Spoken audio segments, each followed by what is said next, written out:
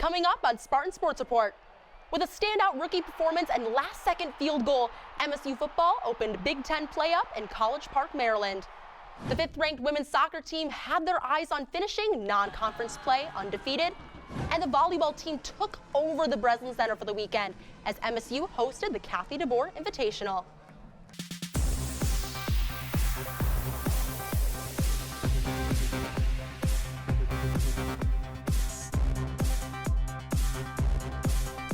Welcome back into the Spartan Newsroom for a new semester of Spartan Sports Report. I'm Jack Stager. And I'm Olivia Klinsky. With students back on campus and class in session, that means Spartan Sports are right back into the swing of things, and we have plenty of action to get into. So Jack, take us on over to Maryland for football. Michigan State football team started out 1-0 after a win against FAU. That was a little tougher than most fans expected, but this Saturday the team traveled to Maryland to try and keep the good vibes rolling in Jonathan Smith's first season at MSU. Maryland would start the game on a 6.5-minute drive. Billy Edwards Jr. would toss it over to Ty Felton Jr. for a 15-yard catch that would put the Terrapins in front. Next drive, Michigan State would march all the way down the field as Aiden Childs would find Montori Foster Jr. on a 7-yard slant touchdown, and this would be Childs' first passing touchdown as a Spartan. Childs had 3 touchdowns and 3 interceptions as well in this one, but he also had this huge 57-yard pass to Nick Marsh, and the connection does not end there. You like 57? How about 77 yards down the middle, all the way, one play, one drive, Marsh scores, and Michigan State ties the game 24-24. Michigan State's defense would hold strong, and they would get the ball back and give Jonathan Kim, the graduate kicker, a chance to win the game, and he does just that. 37 yards to the house, and Michigan State comes away victorious 27-24 in College Park. Nick Marsh was named Big Ten Freshman of the Week, and he wants fans to know that this performance wasn't just a fluke. It was a big moment for me, but I feel like that's my game. That's who I am. So just being able to score in that moment is who I am. It was sort of a big thing for me, but that's what we're here for. Aiden Childs, 363 yards, made him the youngest quarterback to throw for 300 yards or more in NCAA history. The Spartans come home this week 2-0 and will face off against Prairie View A&M on Saturday at 3:30. On Sunday, the number 5 Michigan State women's soccer team took on its final non-conference opponent in a matinee matchup versus Loyola Chicago. The Spartans were looking to go undefeated in non-conference play, entering the game with a 4-0-2 record. The Spartans dominated their attacking zone, out-shooting the Ramblers 16-5, with sophomore Bella Najera and graduate student Justina Gaynor leading the Spartans with 3 shots each. At the 84th minute, the deadlock was ended when Gaynor fired a shot from outside the box and buried the game-winning goal for Michigan State.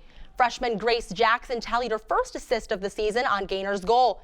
The Spartans improved to 5-0-2 on the season, and this marked the second time in the Jeff Hostler era the Spartans went undefeated in their non-conference slate and the 5th in program history. MSU is ranked 5th in the nation in the U.S. Soccer Coaches Poll.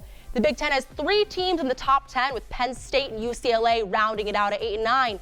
As Big Ten play starts this week, Michigan State heads to College Park on Thursday to face Maryland.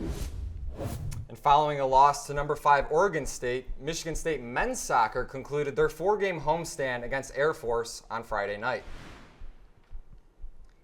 The game started quickly for Michigan State as they were searching for their first win of 2024. This free kick by Jeremy Sharp nearly netted it, but it was saved by freshman goalie Brody Smith, and Munson cannot believe it for the Spartans. The game would go back and forth for multiple minutes, very, very chippy, very, very physical, but then finally, the Herman Watchlist Player of the Year, Jonathan Stout, was finally able to net his first goal of 2024 in the 60th minute.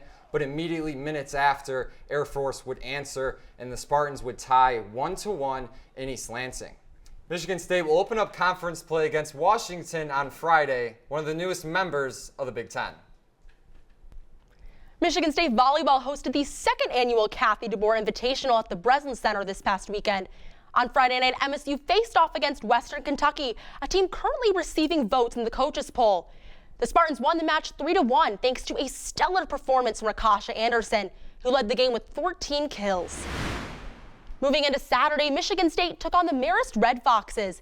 In the first set, Taylor Preston dominated, contributing 4 kills and 3 aces to help the Spartans roll past the Red Foxes 25-10. Despite Marist taking an 8-6 lead early in the second set, an Effie Duzema kill sparked a 6-1 Spartan run, bringing the score to 12-9, with Michigan State ultimately claiming the second set 25-13. The third set was no different for Michigan State, with a pair of kills from freshman Carmen Way aiding a 5-0 run for the Spartans. Coming off the bench, Grace Kelly's 4 kills on just 7 swings helped take the Spartans to a 25-14 victory. The 3-0 sweep over Marist was Michigan State's first sweep of the season, giving them lots of momentum for their final match of the weekend. In the finale of the Invitational, the Spartans welcomed in Loyola Chicago.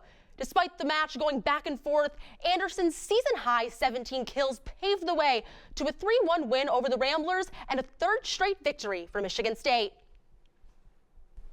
Michigan State field hockey had their home opener with 2 games over the weekend at Ralph Young Field. On Friday, the Spartans took on the Vermont Catamounts and got their second win of the season. Skylar Santucci, Jillian Boncheski, and Carmen Puchetta all scored in a 3-1 Michigan State victory. Among those goal scorers, Santucci and Puchetta notched their first career goals. The Spartans were back in action on Sunday, where they battled to double overtime before eventually falling to the Ohio Bobcats 3-2. MSU will travel to Louisville, Kentucky to take on Bellarmine this Friday and Colgate back at home on Sunday. Thanks for tuning in to our first show of the semester here at Spartan Sports Report. And make sure to follow all of our social media accounts below and check out the Spartan Newsroom website for additional coverage of all MSU athletics. I'm Jack Stager. And I'm Olivia Klinsky. Thanks again, and we'll see you next week.